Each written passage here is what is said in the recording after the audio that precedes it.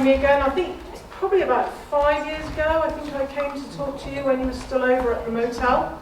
And I'm really sorry. Last time I came, I bought some seaweed things for you to try. And I know a lot of you were very interested in the empty bottles of seaweed beer. I'm afraid things have changed, haven't they? The world's changed a bit, and it's not so straightforward now to bring samples and things for people to try. So it's just me today. Not sure I can compete with a life of crime in retirement. That sounds cool. I might come and have a listen to that talk. But I'm going to talk to you again about seaweed. So just a little bit of background for those of you that haven't heard me speak before. I'm Sarah. I grew up in Tiverton, and for as long as I can remember, I wanted to be a marine biologist. So Mum and Dad used to take us to Exmouth and to the North Coast, and we spent holidays in Cornwall. And I've always had a fascination with the marine environment. So I went on to university in Aberystwyth, where I started specialising in seaweed and the biology of seaweed. I then went on to do my PhD in Australia, again looking at seaweed.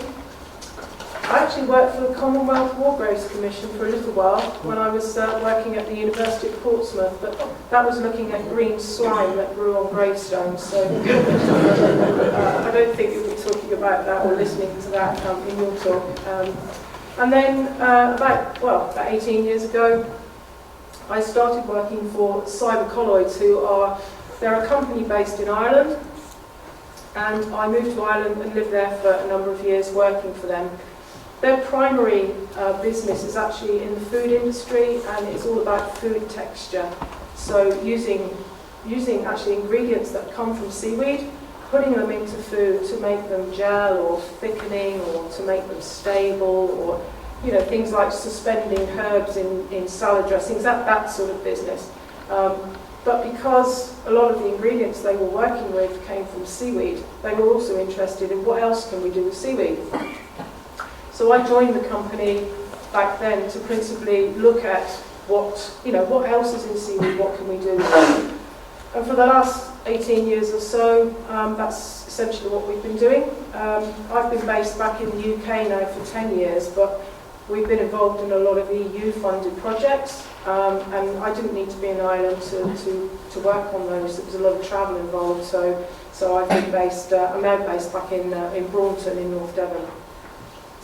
So of late, the whole concept of a seaweed biorefinery has been taking up a lot of the interest in the seaweed community.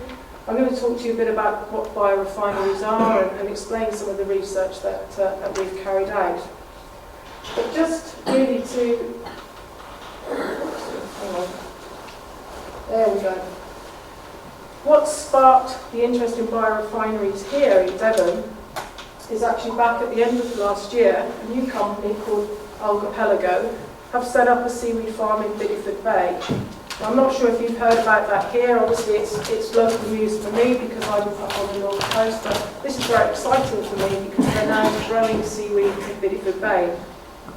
It's a very small farm at the moment. They've just got 2 long lines of seaweed in, and I'm hoping that it should be harvested about now. It's normally they seed it at the end of the year and they harvest it in the summer.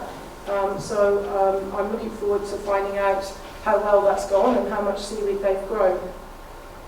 The other interest, sorry, gone the wrong way. Sorry, I've got a new toy here, I'm not used to it yet. The other interesting thing that's happened in North Devon is news that the Torridge Council have received funding for a new research centre. It's the Appledore Clean Maritime Innovation Centre. Now the principal focus on this is clean energy. And you've probably all heard that there's a big wind farm proposed again for a big floating wind, I'm sure it's floating, or wind farm out in the sort of out of Bideford Bay, about 50 kilometres I think offshore. And I think principally this research centre will be very much tied into that and other innovative marine industries. So it's great in that it's going to be revitalising the old sort of part of the old shipyard in Appledore. And I'm hoping also that there will be space there, possibly for a seaweed hatchery, which will then be able to provide seedlings for the seaweed farm. So that's not confirmed, but I know that the seaweed industry are, they're interested and they're trying to muscle in there. So things to look for, anyway, on the North Devon coast. So I'm guessing some of you didn't see my talk a few years ago, so I'm just going to introduce the seaweed industry again, because when I do talk to people, I find that many of them are not aware that it is a huge global industry. About 35 million wet tons of seaweed are harvested in any year, as estimates from the Food and Agriculture Organization. About 97% of that is actually farmed. So we only harvest 3% of our global crop now by hand or using machinery. It's essentially now, it is a farmed crop. And of that 97% of cultivated seaweed, and 99% of that is cultivated in Southeast Asia. So that's a huge amount. Sort of 34 million wet tons of seaweed is grown in countries like China, Indonesia, Philippines, the Koreas and Japan. There's about 500 species used commercially. There's probably an underestimation because a lot of local peoples would use the seaweeds that are available on their coast for sort of home use and sort of traditional uses. But in commercial terms, then there are hundreds of different species of seaweed used. And just some photos here, just to show you what the various setups around the world. This is a photo here on the left of a chap that's he's inspecting the seaweed on a long line that's taken in Madagascar. And essentially what they do is they can break that red seaweed apart. It's actually, I should say, that's a red seaweed and that's a red seaweed, but when you take them out of the water, depending on the growth conditions, they actually look different. But this is one of the biggest commercial crops in the world, and there's about 30% of the global crop, so 10-11 million wet tons of this seaweed is grown around the world. So it's grown on ropes, and then they take it and they dry it. So this is quite a sophisticated drying platform in Panama, where they've actually got covers for that to protect it from the rains. But they dry the seaweed out and then they sell it. I'm not sure if you can see from there, because there's a bit of light in the room, but can you see sort of dark smudges here? That's a photograph of the coastline of Indonesia showing the seaweed farming. And if you can see that, it's like little dark lines there. And that's brown seaweed growing in very, very concentrated, like highly concentrated farms all around the coastline. So you can actually see some of this from space, and that photo was actually taken by NASA. Again, another sort of 10-11 million wet tons of this brown seaweed are grown around Southeast Asia. This is a photo of another red seaweed that's grown. This is nori. We know it's labour here, and it grows on the coastline of North Devon. And then if you who have come to Wales or been to Wales, this is what you have for your traditional Welsh breakfast. And it's the red seaweed that you get wrapped around sushi. That's probably the most valuable seaweed crop in the world. Not the most, not grown to the most volume, but it's the most expensive seaweed in the world. And this is just a person in Indonesia collecting more seaweed, ready to take it in for processing. Just to talk a little bit then about the European industry, we do have a seaweed industry here, and we have a seaweed industry in Europe, not going back as far as Asia. There's evidence of seaweed being eaten in Japan, certainly in the sort of Japanese prehistoric stage, so a long, long time ago. But this is one of my favourite postcards, actually, three lovely ladies from Appledore, and what you see on they're carrying on their head sacks of labour. So we've got a long traditional history of eating labour on the North Devon coastline here. Most people think that it's a tradition that's only found in Wales, but no, it's a strong tradition here as well. And up until recent years, it was a thriving industry. But to put everything in global context, then the European seafood industry is actually less than 1% of the global crop. And in contrast to the global situation, most of our seaweed's actually harvested, it's not grown.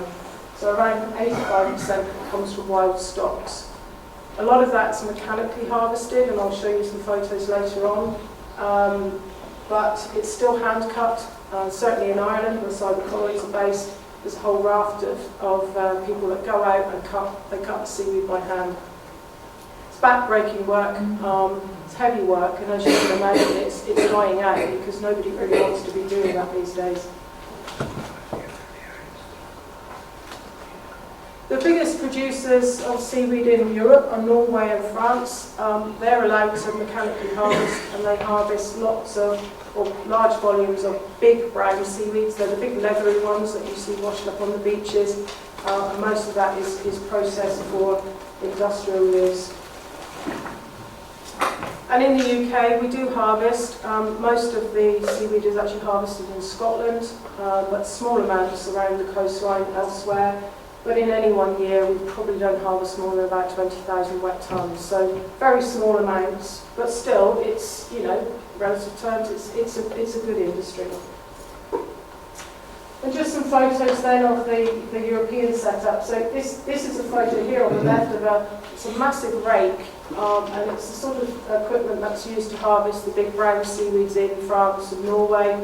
And this was taken in Iceland, actually. There's a thriving industry there. And they drop the rake over the side and literally rip it through the seaweed beds and pull it up. So as you can imagine, it's destructive harvesting in that the seaweed is ripped up and then it's pulled away, so it's actually dead, it doesn't regenerate. This photo, the second photo here is actually of some red seaweed that's washed up on the beaches of Spain. And they still harvest a small amount of red seaweed there for the extraction of agar, and I'll talk about that a bit later on. But agar is essentially, it's the gelling agent that biologists use in plates and in media for growing bacteria. And this kind of seaweed is used for making that kind of agar. This is a photo here, just of the surface, and that's a kelp farm in Norway. So they're growing brown seaweed in Norway now. You can imagine it's lovely, deep water, nice and clear, but still on a small scale compared with the rest of Southeast Asia. And this photo on the right here is some kelp that's been pulled out. You can just about make out the shape of the boat there, and they've pulled the line over the boat. But that's actually growing in Ireland. So there's a bit of cultivation of seaweed in Scotland, in Ireland, around the UK coast, but most of it's going on now in Nordic countries and on sort of the north-east Atlantic coastline. Sorry, wrong way again. I'll get used to this by the end of the talk, sorry. So the main uses really of seaweed are still the same as they have been throughout the ages. There are three what we call backbone sectors, and the primary use still is as a vegetable to eat. So it's probably a bit of a weird concept for us because not many people eat seaweed over here. But last time I saw any figures, it's about 80% of that global crop, so 80% of 30-odd million wet tonnes, is eaten directly as a vegetable in Southeast Asia. You do see it here. Oh, I'm so sorry. This I saw in Tesco's actually, and that's fresh British seaweed. It came from the Cornish Seaweed Company, but they're selling something called sea spaghetti. So we are seeing a little bit of it in the shops here, but mostly we see seaweed in the form of these sort of shakers or seasonings, typically as Asian products, you know, in seaweed soups and sushi kits and things like that. But this is how they would sell it around the tropics in Southeast Asia, literally in a dry bag. You would take it home and cook it up, and you would do whatever you would do at home. The other important use of seaweed is for the extraction of hydrocolloids, and this is essentially the business that cybercolloids is in. And I'm guessing that some of you have heard of agar, carrageenan, and alginate. And they're three basically polysaccharides, so complex sugars that are extracted from seaweed, and they're in most things that you would use on a day-to-day basis. So agar has very good gelling properties, so you find it in jelly sweets. It's also used in icing to give it the nice sort of glaze. Carrageenan is extracted from red seaweeds, and that's used in things like chocolate milk as a suspension agent, so it keeps all the chocolate in the milk so it doesn't all sink to the bottom. And any of you that eat processed or sliced ham probably got carrageenan in that, because they inject it into the ham before it's all sliced up, and then it captures all the water. It keeps the water in so that it remains juicy. And you know, when you open a packet of meat or something, there's that little sort of pad at the bottom to soak up the juice. If you add carrageenan in, then you don't get that sort of leakage of all the moisture of the meat running out. Probably going to put you off eating food now, aren't I? Alternate, which is extracted from round seaweed, is actually put in most ice cream because it stops ice crystals from forming. So you know, when you take ice cream in and out of the freezer, you tend to get little ice crystals building up, and if they all clump together, then your ice cream gets icier over time, and alginate's used to stop that. And it's also used in these little red chunks here in olives to make the sort of pimento stuffing to put in the end of olives.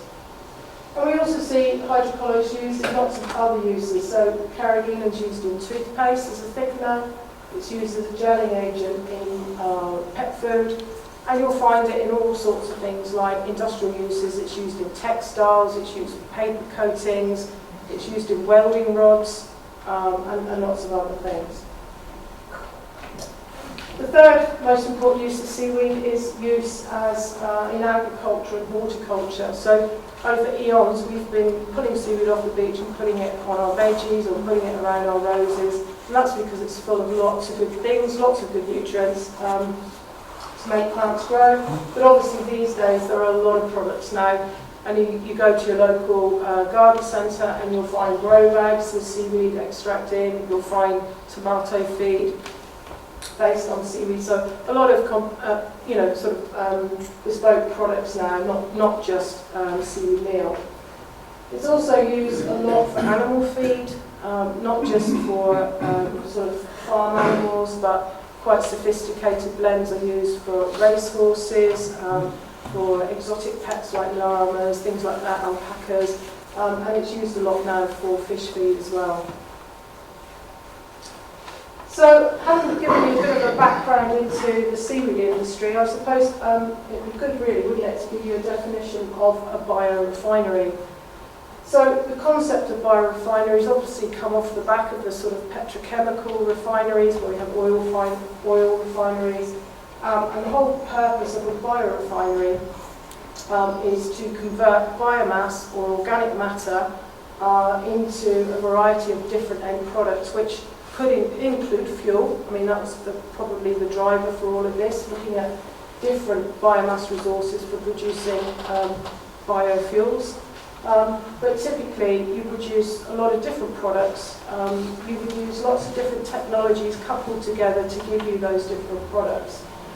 But the main focus is on sustainability and using resource-efficient processing, so trying to cut back on the use of electric, trying to cut back on the use of water, things like that. But the overall aim really is to maximise the use of all that biomass, so try and use all of it and minimise waste. So where do algal biorefineries fit in? Well, algal biorefineries that would refer to seaweed, which are known as macroalgae, and also microalgae, which are the little microscopic green algae that you may have come across, and they're using quite a lot of those in algal biorefineries. But they're known as third generation biorefineries. Just a little bit of context. The first generation biorefineries were those set up really to look for alternatives to petrochemical fuels, and they were set up to use things like starch and sugar. So you could break down starches and sugars, break them down to their sort of individual units, and then use that to make biofuel. Second generation biorefineries tended to look at things like lignocellulosic waste, so plant waste, so straw and some agricultural crops. You harvest what you need, and there's usually a lot of plant wastage. So looking at things like that and wood chips to convert that into biofuels. And the third generation of biorefineries focused on seaweed, because seaweeds also contain those sugars It's essentially glucose, which is used then to convert that into biofuels. So most of you probably, as kids, have run around on the beach and picked up poor man's weathervane, which is that long brown seaweed. And you hang it up, and if it goes dry, then there's going to be a dry period. If it goes wet and limp, then you know it's going to rain. Have you all done that? Yeah. Well, that's sugar kelp. And as the name suggests, sugar kelp has got a lot of sugar in it, in the form of something called mannitol. And if you actually let it dry out, you get this sort of white dusting on the surface. And that was the main interest for seaweed biorefineries, was to try and get the sugar out of the brown seaweeds for biofuel. We're actually on now to fourth generation, which are biorefineries. They're much more complicated, and they tend to use a sort of mix of different feedstocks, and quite often they're now using genetically modified material that has certain properties that will aid the production of biofuel. The seaweeds are still used in that mix. So I don't want to get too complicated about this, but basically, just to give you an idea of what a biorefinery is. There are lots of different concepts, really, and as I said, it's really the putting together of lots of different processes to give you all these different products that you want. But one approach, which is the one that's been used for biofuels, is basically to take your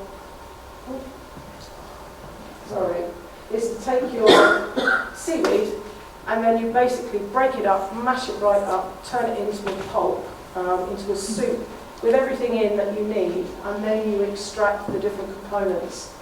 So the seaweed is put into a great big tank, or it might be put into a series of tanks, and then it will be broken down, usually with heat or chemicals. Sometimes they use enzymes. And then once you've got this big soup of seaweed, then the individual things like the glucose in the sugar are then either extracted or converted into biofuel. And they will do that either using fermentation with bacteria, so to use bacteria that produce ethanol, for example, they feed on the glucose and produce ethanol, or they could use other sort of digestion or fermentation techniques. They then would recover those, whether it's your biofuel or whatever particular chemical that you're interested in, they then recover them. So that kind of approach depends on you extracting everything you want from this one big tank of seaweed soup. Sorry, the second approach is the approach that I'm more familiar with, because we've done quite a lot of research in this area, and it's known as a cascading biorefinery. So basically you extract different things in the sequential order. So for example, you would take your whole seaweed, chop it up. You might want to sort of remove some of the water, because seaweed it's sort of 80% water really when you take it out of the ocean. And you might want to get it into a certain particle size, but then you begin a series of extractions. So usually starting with your most valuable component that you want, and I'll talk about some of those components in a moment, but you might use, for example, a water extract and take out the first product, then you might take out another extract, so you keep doing that until you've removed all of your soluble components, and then you end up with usually with some sort of residue at the end with all the insoluble material. And I just will talk to you now a little bit about a couple of the projects that we've been involved in, because we're now on our second project that's looked at seaweed biorefinery. These are both EU-funded projects, and we're working with universities and research groups in Iceland, Sweden, Belgium, Ireland. I said Iceland. So the Minerva project at the moment it's nearing its end, but this is basically taking all the knowledge that we've built and trying to develop more products out of the seaweed. And we are at the moment looking at the production of new food ingredients from seaweed, plant protection products. So this is looking at extracting certain things from the seaweed that either can be sprayed onto plants to protect them from drought or protect them from diseases, and also things that can be sprayed onto food products. So like fresh strawberries, for example, the shelf life is very short. You see them in the shops, and then within a couple of days they're going bad. So we're trying to develop natural sprays to stop the fungi from making the strawberries rot so quickly. We're working with a company in Iceland that are putting some of these extracts into cosmetics. We're also working with a group in Sweden that are looking at using these extracts to prevent biofouling on aquaculture infrastructure. So if you put anything in the sea, then naturally organisms will settle on that and they'll grow on it. So if you've got, and the same on the bottom of boats. So most of the treatments for this, or the preventative measures for this so far, have been nasty chemicals. So we're trying to extract natural chemicals that can stop things from growing on boats, jetties, nets, buoys, that sort of thing. And also, the same group are actually looking at using these extracts in biomedical devices, and I'll talk about that in a bit further into the talk. The first project that we worked on was the sea refinery project, and this is actually a photo here of one of the nets that was made to grow seaweed on. So you can't actually see it here, but this brown fuzz is actually little seaweed plants growing on this big net. And as part of this project, we looked at actually growing seaweed, processing the seaweed and taking it right through to actually demonstrating a biorefinery, seaweed biorefinery at a pilot scale. So our partners in Holland and Norway were actually growing the seaweed, and they developed different ropes and nets and things to see what would be the best setup for the best use of the seaweed. And as part of this project, we actually developed a cascading biorefinery. So the one I just mentioned, where you have sequential extraction. So starting off with our sugar kelp there, we took the sugar kelp and then we chopped it up, and then we wiped all of this out in a laboratory setting, and then we took it to a local dairy processing facility where they make milk.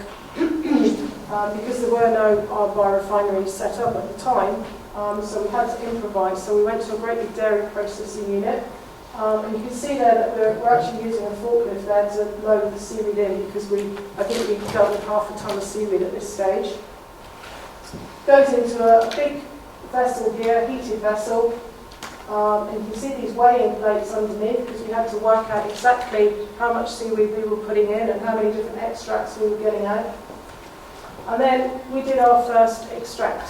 So the first one was literally, we extracted what we could with water. So you can see that it's sitting in this big tank with a big paddle going around, and we took that extract.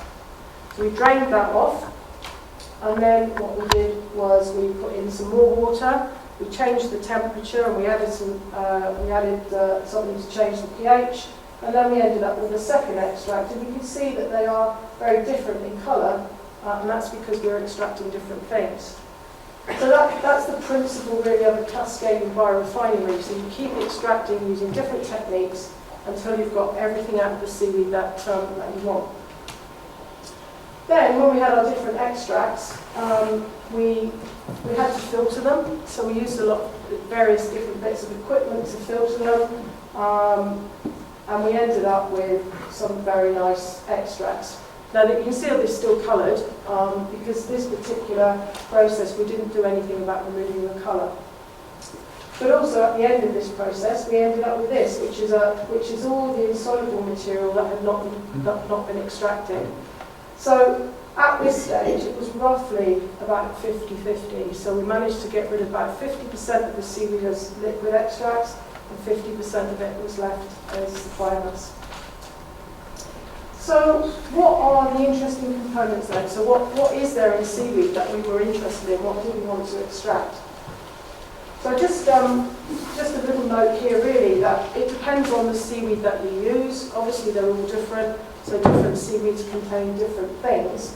But there are three main seaweeds at the moment that are being looked at in Europe for biorefinery potential.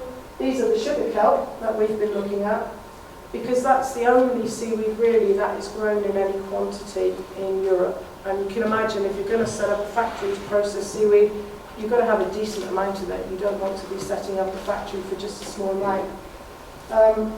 This seaweed in the middle is, you've probably seen it on the beaches, it's called egg rack, and it's one of the most abundant seaweeds around the UK. It is harvested for agricultural purposes and for animal feed, but little else is done with it. It tastes terrible, and I've tried for 18 years to do something with it to make it taste nice, but it doesn't. So it's a natural, really a natural feedstock for a biorefinery. And the third one is this sea lettuce, which again, you've probably all seen this growing on the beach. Grows very quickly. But you'll see these two are obviously brown seaweeds, this is a green seaweed, so they contain totally different things. And sea lettuce is actually quite often a problem, particularly in areas where you've got a lot of runoff of farmland with lots of nutrients, loves nutrients, and it grows really quickly. And you may remember, I think it was the Beijing Olympics several years ago, where they had awful problems with green tides. Seaweed was just blooming in the water, and it does, and it builds up and forms these horrible smelling rafts of seaweed on the beach. It's a problem. So obviously it's been looked at in terms of biorefining, because we need solutions to deal with it. You can't leave it there to rot. It gives off toxic chemicals. So that's why the sea lettuce has been of interest. So just want to point out a few things here, really.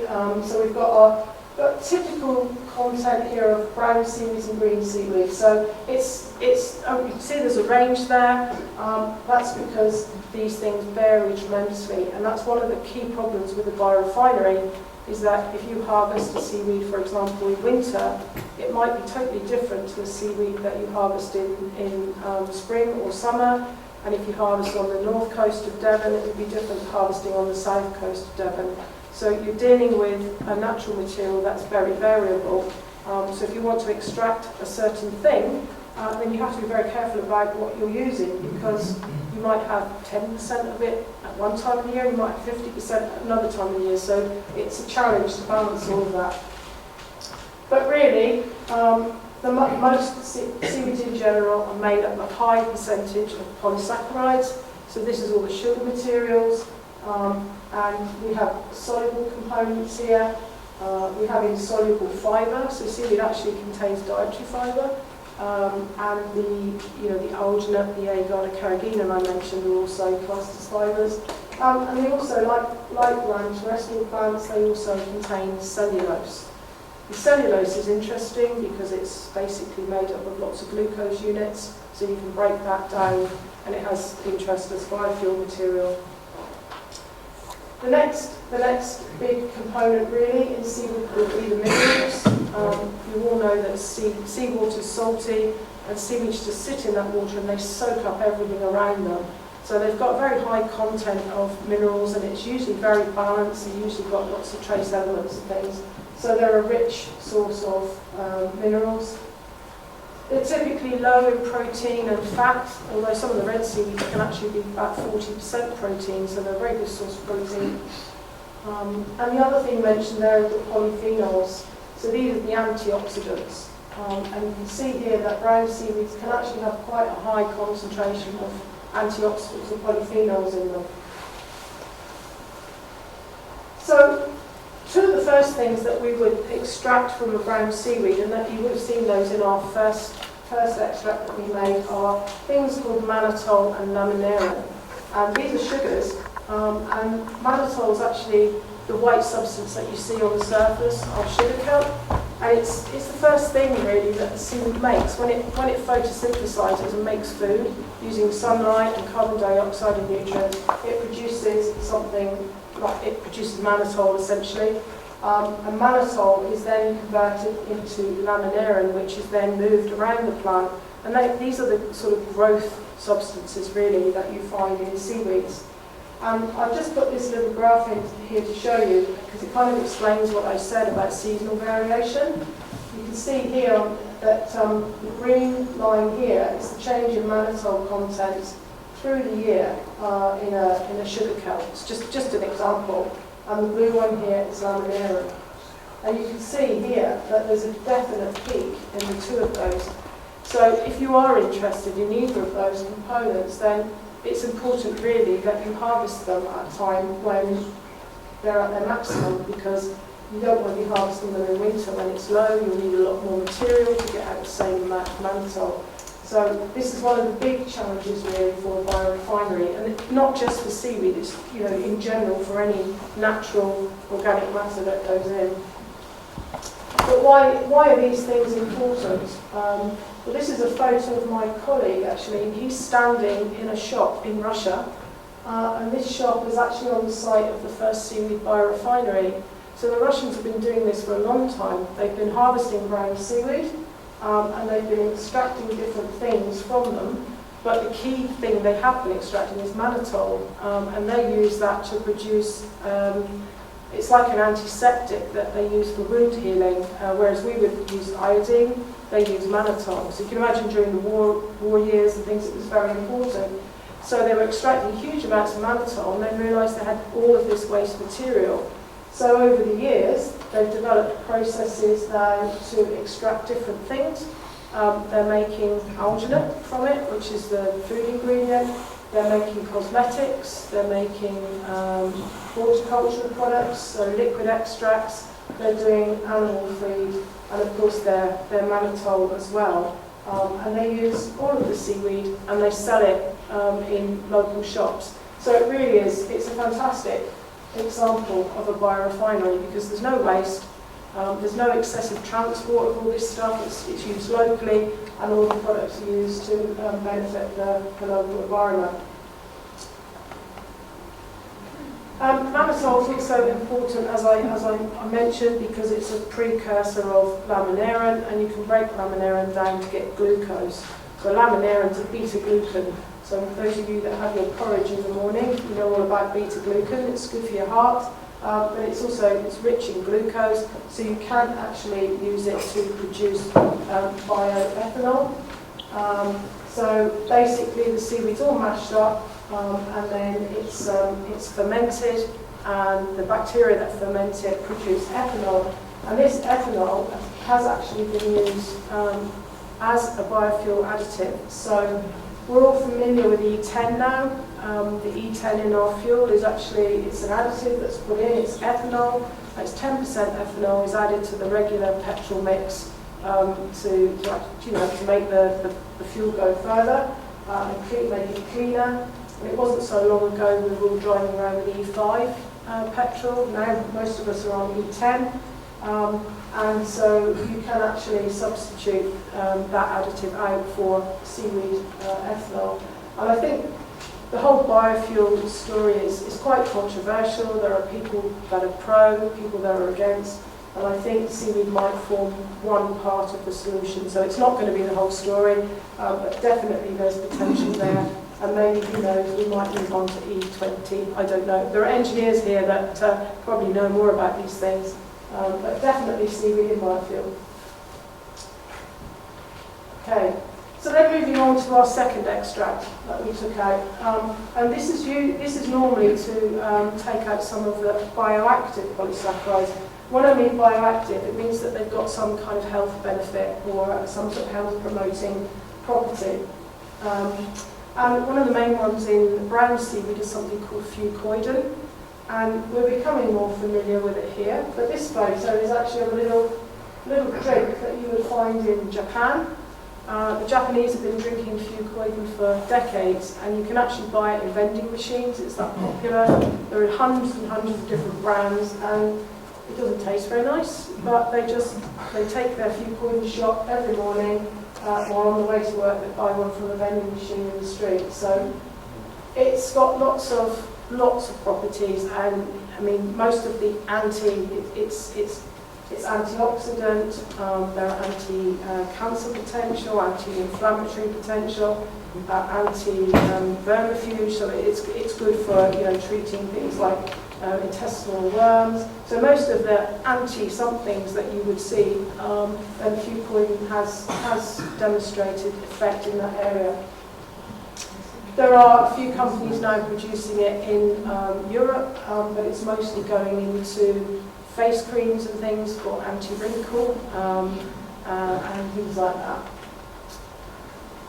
The equivalent in red seaweed is actually it's a polysaccharide that comes from red seaweed, and this has similar antiviral properties. And this is used in a lot of these sort of cold and flu defences. You know, the ones that you squirt up your nose, and it forms a barrier that prevents the viruses from attaching. So you find this now in quite a wide range of different products.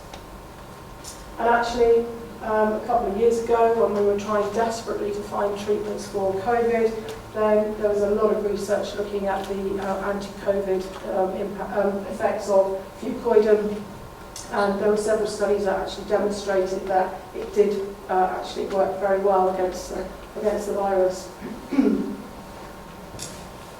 I mentioned polyphenols and antioxidants. We didn't take those out during our biorefining research because normally you have to use something like an alcohol to do that, and we didn't want to use alcohol, so we wanted just to use water in our process. But they are quite an important active that you can extract, and they are extracted from seaweed.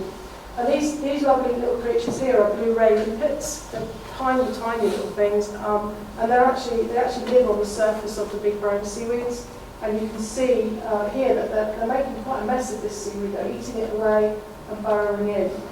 And that's because this is a dead piece of seaweed. If this was living, then the polyphenols actually are there, they have a purpose in the plant.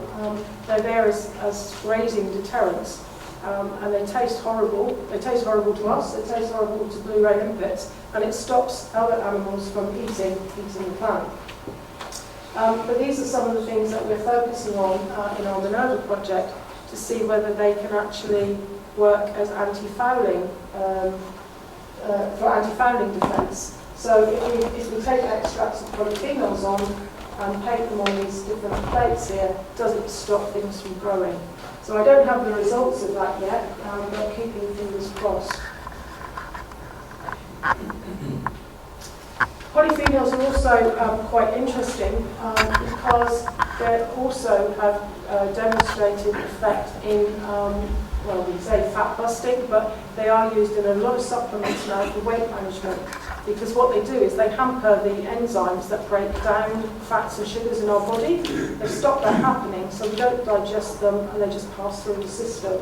So it's one of the big growing area now for supplements, obviously weight management, and seaweed extracts are being used widely in that.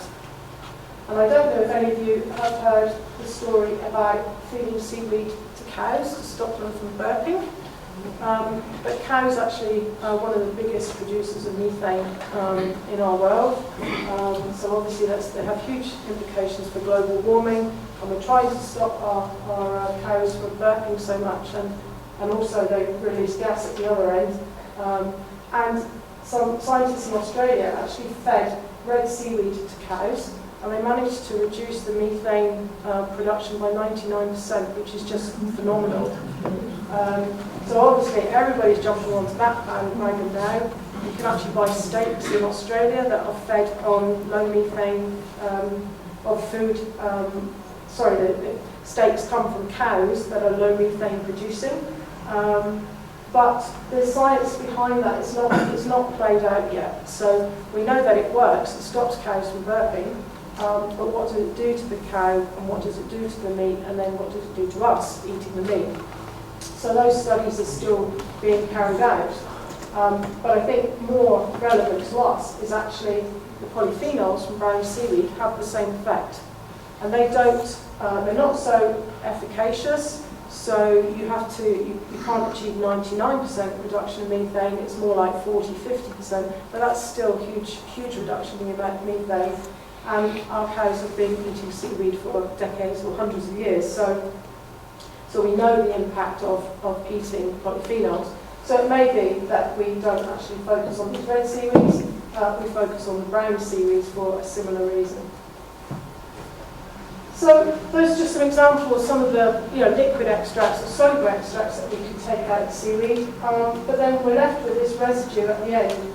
And this is really the area that psychologists is really interested in, because in the brown seaweed it contains alginate. And cytocolors are experts in the use of alginate in different areas. So what can we do with this residue? Well, we can actually take the alginate out and we can make a gel. So you can see here we've got this nice sort of like jelly-like spaghetti of alginate.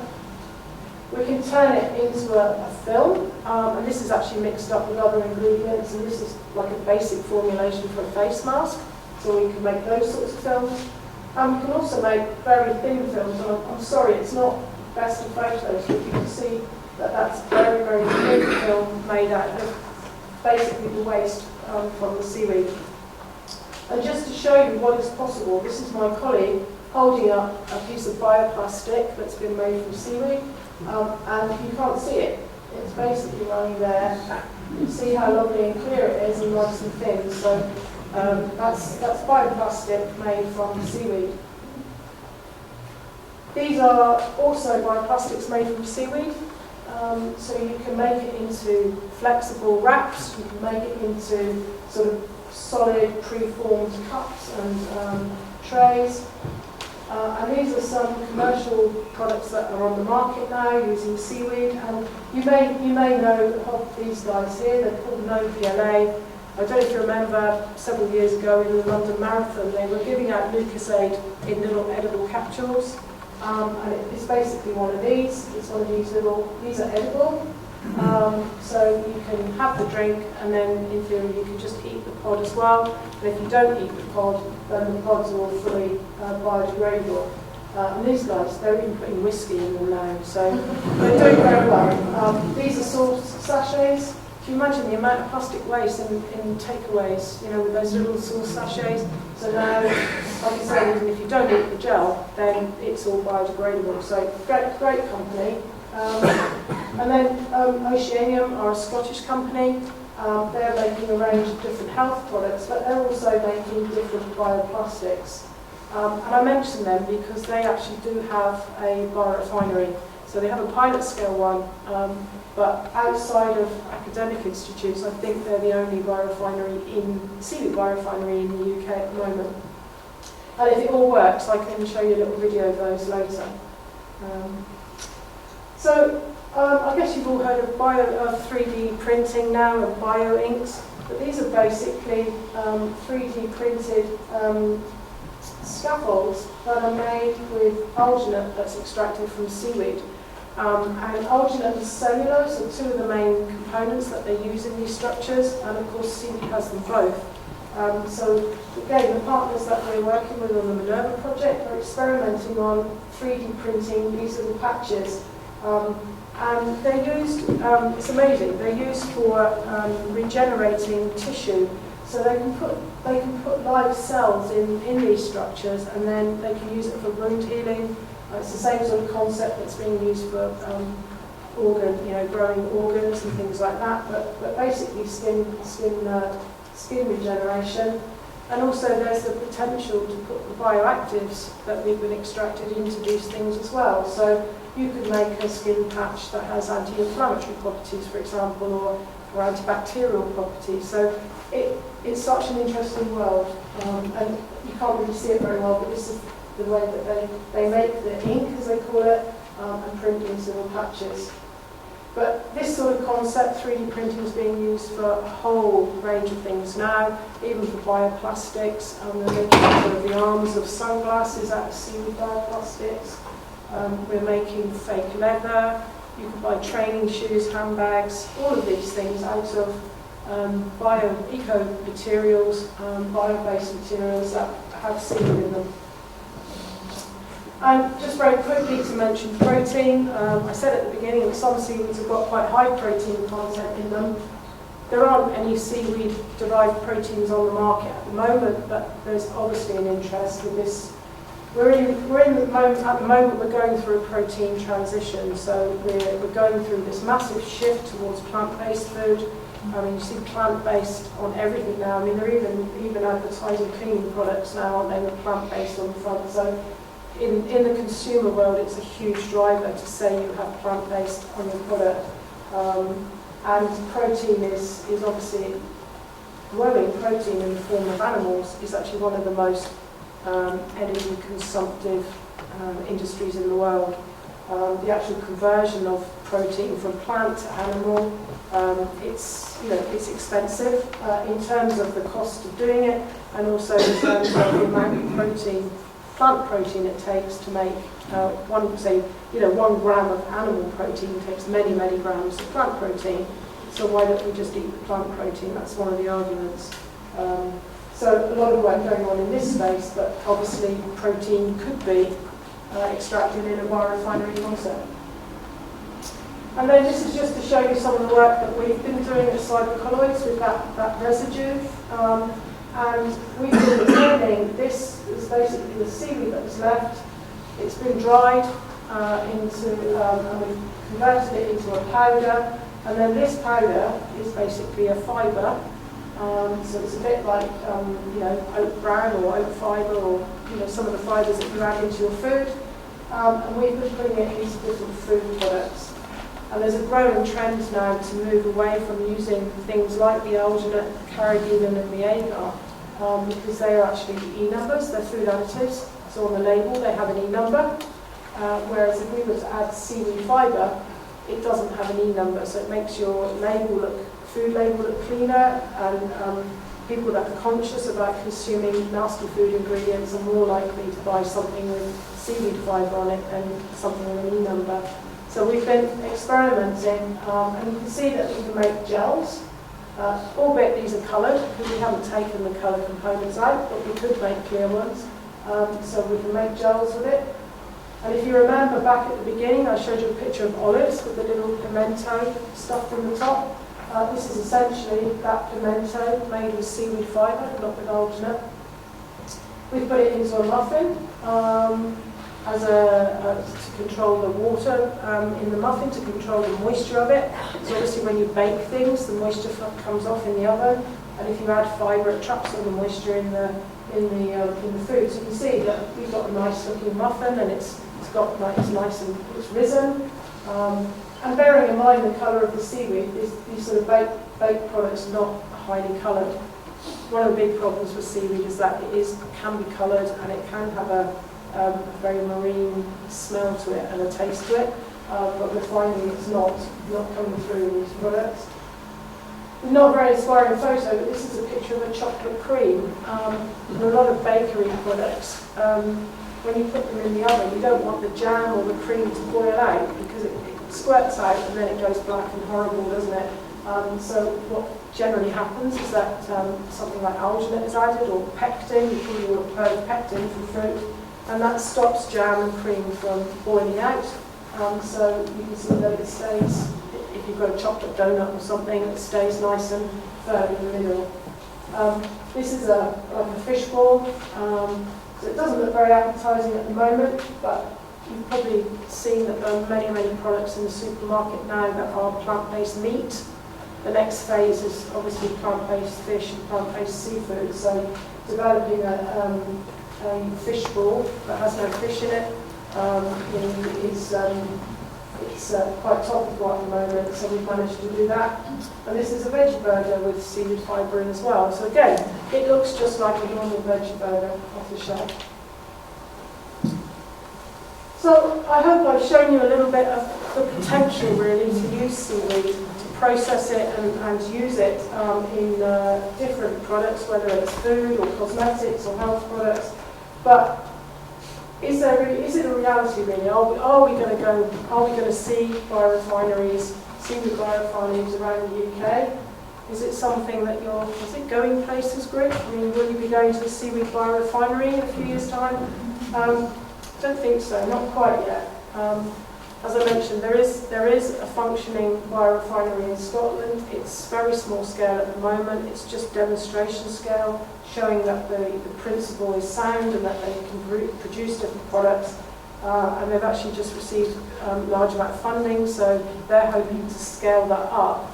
And their target is to process 5,000 tonnes of seaweed a year. So that's a lot of seaweed. And I guess the big question is, where is it all going to come from? One of the other things, and this is a complicated diagram, but I just really wanted to show you the principle really of utilising all of the seaweed.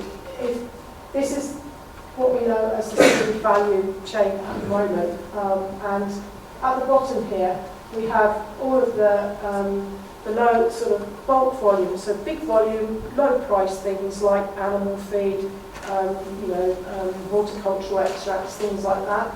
As you move up this triangle, you need less seaweed, but your products become more expensive. So in the middle here we've got food ingredients, then we've had things like supplements and cosmetics, and at the top here we would have our biomedical devices and our sort of expensive health products.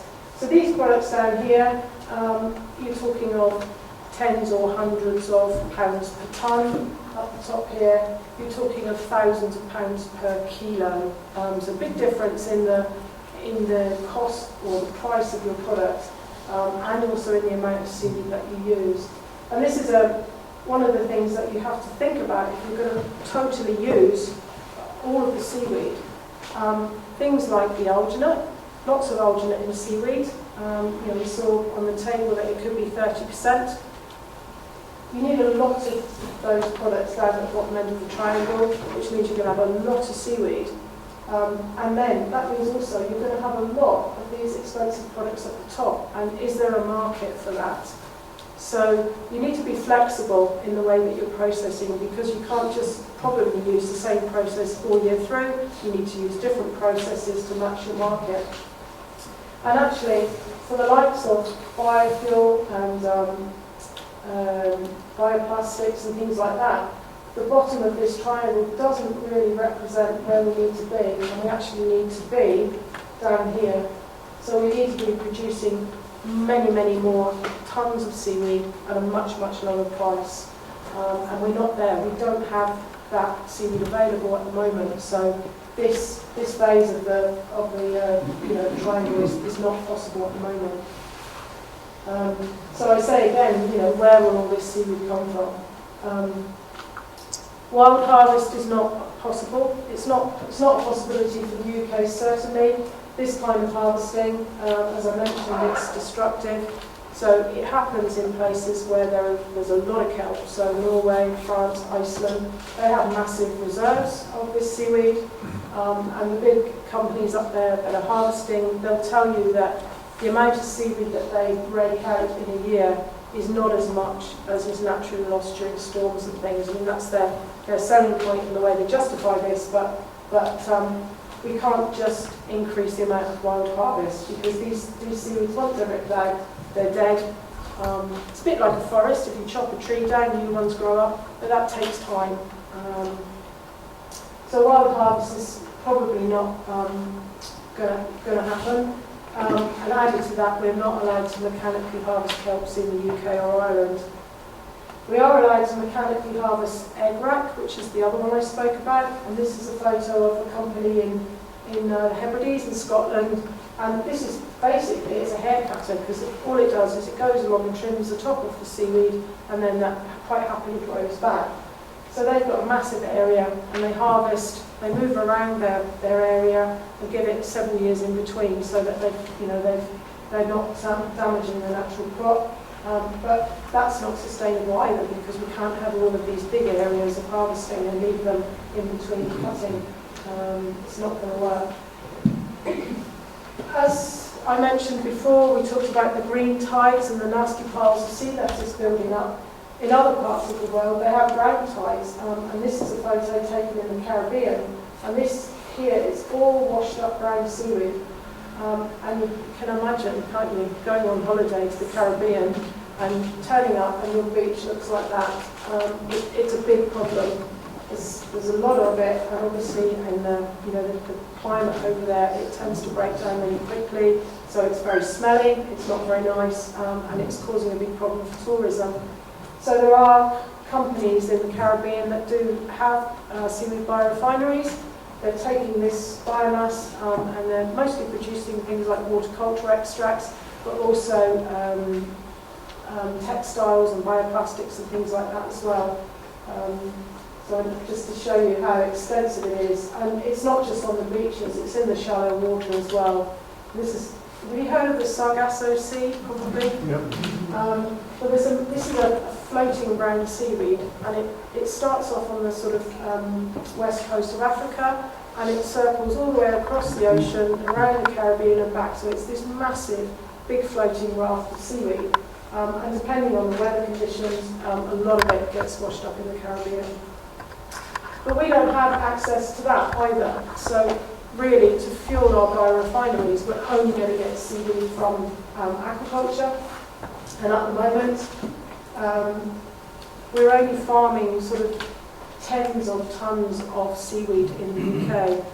So Scotland's farming quite a bit more than elsewhere, but if you add it all together, then it's only a few hundred tons of wet seaweed, and that's not enough to warrant setting up biorefineries or seaweed factories around the country. And also at the moment, seaweed farming is very expensive. So whereas you pay 50 to 100 pounds per tonne of wet seaweed, you could be paying, up to £1,000, or certainly several hundred to £1,000 for the same tonne of cultivated seaweed. So it's not practical at the moment. This is the big European dream, however, and I mentioned at the beginning that we're potentially having a big wind farm put off the coast of North Devon, and this is the dream for northeastern Europe. So along the coastline of the Netherlands, Belgium and Germany, they have zoned massive areas offshore where they have big wind farms, and they've actually legislated now that a percentage of that area has to be used for aquaculture to produce food. And of course, seaweed is a natural candidate for that. So they are planning to grow millions of tons of seaweed there. So if they zoned, or if they used even 10% of the area that is zoned, then there's the potential to grow an estimated 16 million tons of wet seaweed, which is half the global crop at the moment. So that's a game changer, and if that does happen, then it means that there will be a lot more seaweed around, and we will be seeing seaweed biorefineries cropping up. But we're a way away from that at the moment, and I think it's going to take some time before that kind of industry makes its way to North Devon, but at least we made a start. And I know that these guys are dreaming big, so maybe 10, 15 years time, let's see where we are. I can try and show you a little video if you're interested. It's only a couple of minutes. We'll see if we can just set it up. Just bear with me a moment.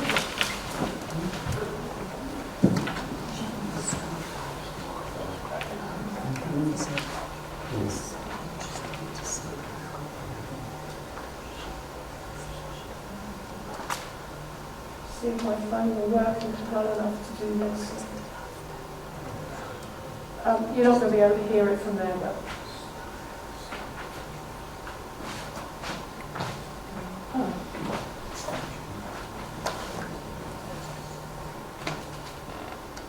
So this is the Scottish setup that I mentioned, Oceanian.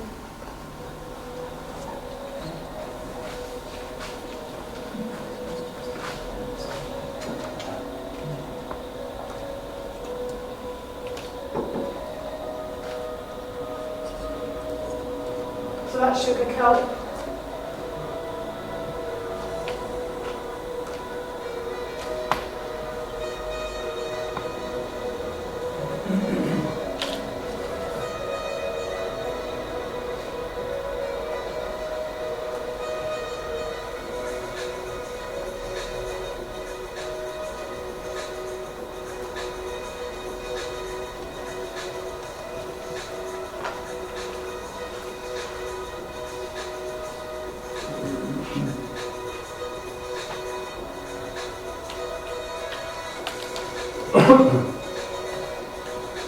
That's their bioplastics that they're making.